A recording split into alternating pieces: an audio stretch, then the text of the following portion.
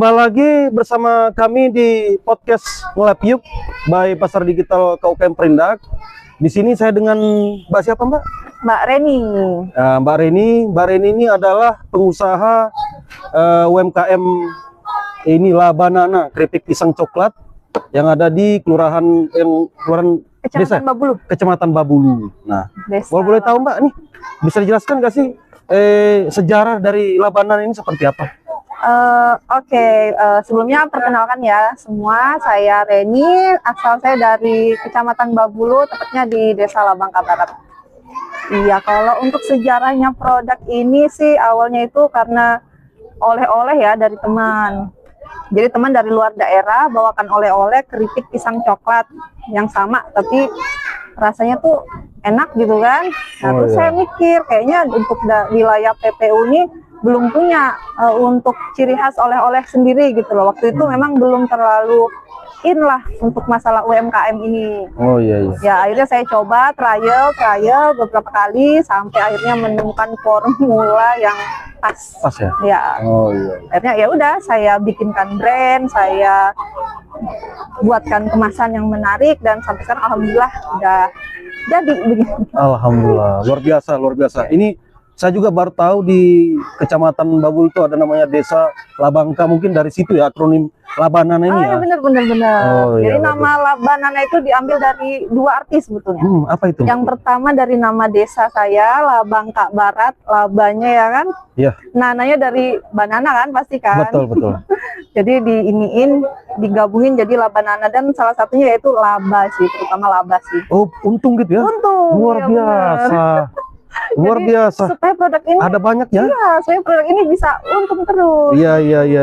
Itu. Mantap sekali. Ini mungkin jadi inspirasi teman-teman UMKM ya kan di luar sana, apabila ingin membuat suatu brand itu, nama brand terus punya banyak makna begitu ya. Seperti itu. Bener dong, kan omongan itu doa, nama itu doa. Iya. Ya, supaya bisa ya doanya tercapai lah. Samain Mbak, kalau boleh tahu lika-liku dalam membangun Labanana ini seperti apa sih Mbak, kalau boleh tahu ya? Kalau lika-likunya sih umum lah ya, pasti pertama keterbatasan modal awalnya ya kan. Apalagi karena memang dari awal tuh prosesnya memang cuman coba-coba gitu kan. Jadi kayak ya udah modal terbatas, kita nyoba seperti ini. Ya berat sih, lumayan lama, perjalanannya panjang untuk bisa sampai seperti ini. Iya. Termasuk juga trialnya itu juga lumayan susah juga gitu kan. Tapi sekarang setelah dijalani ternyata udah kan, memang itu jalannya tuh ternyata bisa dilewatin gitu loh. Yang penting kita mau gitu. Samain Mbak, kalau boleh tahu Mbak, boleh nggak di-spill tipis-tipis awal modalnya dan keuntungan paling besarnya dalam 1 bulan tuh berapa gitu? Kalau untuk modal awal tuh saya lupa ya, pokoknya memang dikit banget sih, karena memang nyoba itu cuman kayak beberapa sisir pisang dulu gitu kan. 10.000 gitu ya? 10.000, iya 100.000 lah ya. Oh, 100.000. Karena kan kita harus nyoba untuk beli bumbu-bumbunya, segala macam coklatnya gitu kan. Terus kalau waktu itu saya perdana kali itu dapat orderan banyak itu, alhamdulillah waktu itu kegiatannya HUT PPU. Itu saya lupa tahun berapa waktu itu. Dapat orderan langsung sekitar 650 piece. Wow. Jadi itu yang perdana alhamdulillah itu langsung iya wow gitu kan, ternyata bisa menghasilkan, benar-benar bisa menghasilkan gitu kan. Kalau untuk sekarang sih alhamdulillah ya, kalau sekarang produksi saya itu 1 bulan udah minimal bisa 1.000 piece. 1.000 pieces? Iya. Maksudnya pack begini? Iya. Itu habis dalam 1 bulan? Enggak sebulan persis sih, karena saya kan sistemnya titip di toko. Tapi memang untuk 1.000 piece itu langsung saya sebarkan, walaupun memang pembayarannya nanti step berikutnya mungkin ada nunggu 3 minggu, 1 bulan gitu kan, baru saya dapatkan keuntungan. Tapi memang 1.000 itu habis. Jadi di rumah itu benar-benar sampai sold out, udah saya sebar semua gitu. Luar biasa. Kalau boleh tahu Mbak, emang di toko apa sih?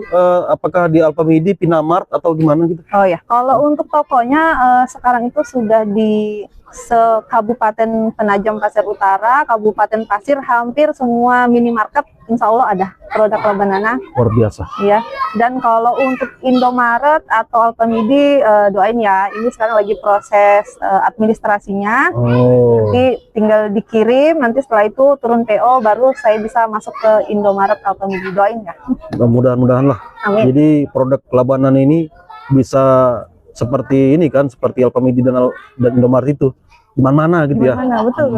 Luar biasa, Mbak. Dan kalau nanti beneran bisa masuk di Indomaret Alfamidi, ini benar-benar produk satu-satunya di PPU yang masuk. ada di Indomaret Alfamidi. Luar biasa. Ya, Luar doain biasa. ya semua ya.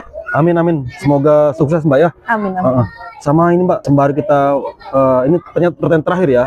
Mungkin ada pesan, Mbak ya, untuk teman-teman UMKM yang ada di PPU dalam hal ini, baik pemuda maupun yang baru merintis gitu kan, gimana sih pesannya Mbak supaya mereka ini bisa survive dan produknya bisa membooming seperti Labanan ini? Iya.